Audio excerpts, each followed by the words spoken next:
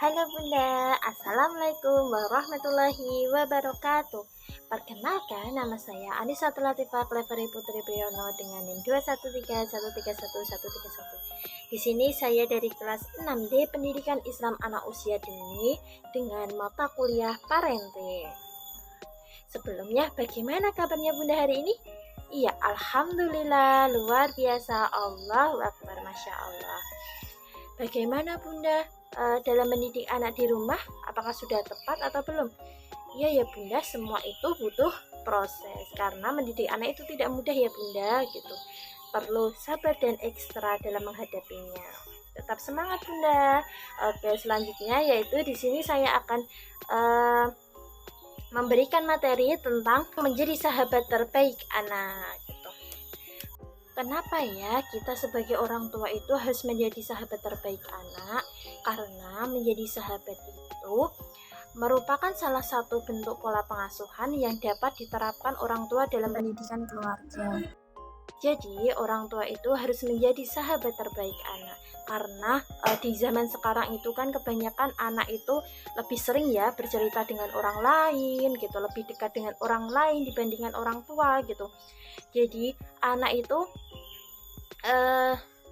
kayak ketika ada masalah, ketika ada sesuatu itu lebih cenderung keluar gitu. Jadi kan itu lebih berbahaya ya Bunda ya, ketika anak itu lebih dekat dengan orang lain dibandingkan orang tuanya gitu. Ketika ada masalah, ketika ada sesuatu gitu, orang tua masa nggak tahu gitu kan. Makanya itulah alasannya orang tua itu harus menjadi sahabat terbaik anak. Agar apa? Agar anak itu nyaman di rumah gitu, nyaman bicara dengan orang tua gitu, lebih percaya kepada orang tua bukan dibandingkan orang lain juga gitu.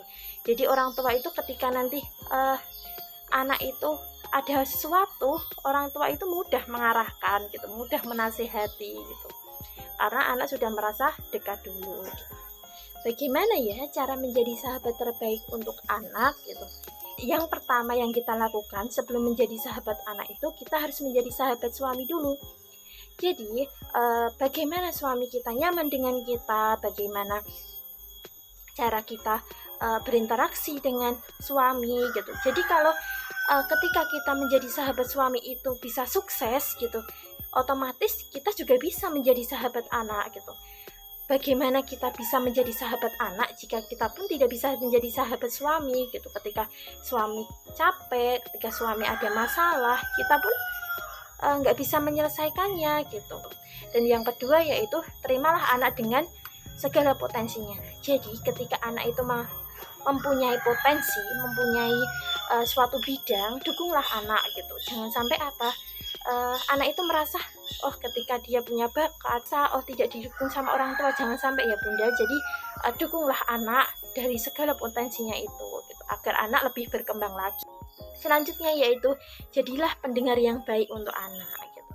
Itu banyak ya Bunda, terkadang kan zaman sekarang itu ketika anak curhat gitu kan, lagi di zaman sekarang itu kan ada gadget ya Bunda. Terkadang ketika anak itu bercerita disambi main HP gitu, anak tidak didengarkan. Apa aja yang diceritakan anak, dengarkanlah dengan baik gitu.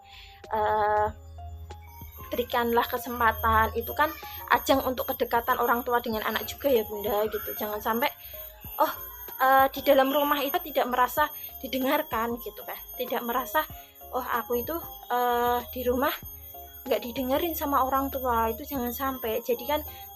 Jadikan ketika orang tua itu dapat menjadi pendengar yang baik, agar apa? Agar ketika anak bercerita ya sudah gitu kan, ketika diterima dia tidak akan cerita ke orang lain gitu. Tapi ketika anak itu tidak diterima dengan baik, tidak didengarkan, maka anak itu akan pergi ke tempat orang lain untuk mencari kenyamanan dan tempat pendengar gitu. Selanjutnya yaitu libatkan diri dalam kegiatan anak. Jadi ketika anak itu melakukan kegiatan bermain atau dalam belajar itu, cobalah dekati anak. Apalagi khususnya ya bukan hanya ibu saja ya gitu. Jadi ayah itu juga perlu untuk melibatkan dirinya kepada anak gitu. Jangan sampai apa-apa ibu gitu. Jadi ayah itu juga harus wajib terlibat juga ya, walaupun ayah itu pulang kerja atau pulang dari manapun itu bisa juga dalam mengajak anak bermain, walaupun dari hal-hal kecil, agar apa? Agar anak itu merasa ada teman juga dalam bermain dan berinteraksi. Yaitu berikanlah kepercayaan pada anak. Bagaimana sih kita memberikan kepercayaan pada anak? Bisa nih, kita juga bisa dengan memberikan perhatian, terus dengan berkata jujur gitu. Terus bisa juga dengan ketika kita berjanji kepada anak, kita juga harus menepati janji itu gitu. Jangan sampai mengingkari kan. Itu nanti bisa mengubah kepercayaan anak jika kita mengingkarinya. Selanjutnya yaitu dengan berikanlah penghargaan dan teguran. Jadi ketika anak telah melakukan kegiatan atau contohnya selesai menggambar gitu, kita kasih penghargaan. Jadi penghargaan itu bukan hanya dengan barang ya bunda, bisa juga dengan reward. Wah kamu hebat, kamu pintar gitu.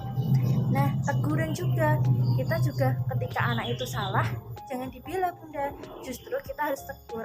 Kenapa kita harus tegur? Karena biar ketika dia dewasa dia tahu ketika dia ada kesalahan dia menyadarinya gitu, bukan dibela gitu. Jika kita membelanya, suatu saat ketika nanti dia besar dia tidak mau menerima kesalahannya karena sudah terbiasa orang tuanya itu membelanya gitu. Terus yang terakhir yaitu jadilah teladan bagi anak gitu. Jadi orang tua itu adalah menjadi teladan bagi anak. Contohnya seperti bagaimana seorang ayah berperilaku kepada ibunya dan ibunya berperilaku kepada ayahnya, itu bisa dinilai dengan anak. Dan terkadang itu pun kelak ketika dewasa akan dicontoh anak gitu kan. Karena apa? Karena kebiasaan melihat orang tuanya. Bisa juga dengan ketika ayahnya ke masjid gitu kan. Ayahnya ke masjid ketika usia dini, ayah itu bisa mengajak anaknya ke masjid. Agar kelak ketika dewasa, anak itu akan terbiasa gitu. Kalau anaknya itu diajak ke masjid ketika dewasa, pasti akan sulit untuk membiasakan dirinya. Selanjutnya yaitu manfaat menjadi sahabat terbaik untuk anak. Apa sih manfaatnya? Ya, yang pertama yaitu mampu memahami anak. Jadi alasannya itu kenapa orang tua itu harus menjadi sahabat terbaik anak, itu bisa dengan mampu memahami anak juga gitu. Jadi orang tua itu bisa mengenali karakter anak seperti apa gitu, bagaimana sifatnya anak gitu. Itu perlu mendalami juga ya bunda. Jangan sampai nih bunda, jangan sampai orang lain mengenal anak kita daripada kita mengenal anak kita sendiri gitu. Itu jangan sampai terjadi.